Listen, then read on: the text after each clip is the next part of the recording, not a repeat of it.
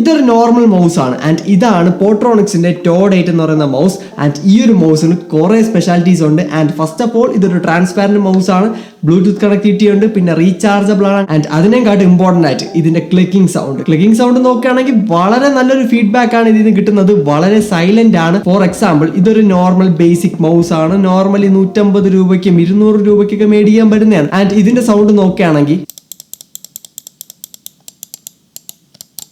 പക്ഷെ പോട്രോണിക്സിന്റെ സൗണ്ട് നോക്കുകയാണെങ്കിൽ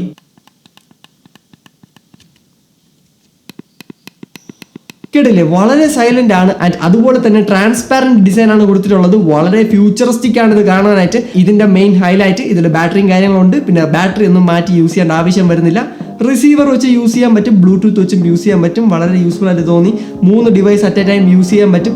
അതായത് ഒരു റിസീവർ വെച്ചും 2 ബ്ലൂടൂത്ത് ഡിവൈസും കണക്ട് ചെയ്ത് യൂസ് ചെയ്യാൻ പറ്റും. ആൻഡ് ഓൺ ഓഫ് സ്വിച്ച് ഒക്കെ കൊടുത്തിട്ടുണ്ട്. പിന്നെ നമ്മൾ യൂസ് ചെയ്യാതൊക്കെ ഇരിക്കണമെങ്കിൽ ഇത് ഓട്ടോമാറ്റിക്കലി ഓഫ് ആവുന്ന പരിപാടിക്ക് ഞാൻ ശ്രദ്ധിച്ചായിരുന്നു. ഈ ഒരു പ്രൈസിന് വളരെ നല്ലൊരു പ്രൊഡക്ടിവിറ്റി മൗസ് തന്നെയാണ് പോട്രോണിക്സിന്റെ ടോഡ് 8 എന്ന് പറയുന്നത്. പർച്ചേസ് ലിങ്കിനായിട്ട് ഈ ഒരു QR കോഡ് സ്കാൻ ചെയ്താൽ മതി.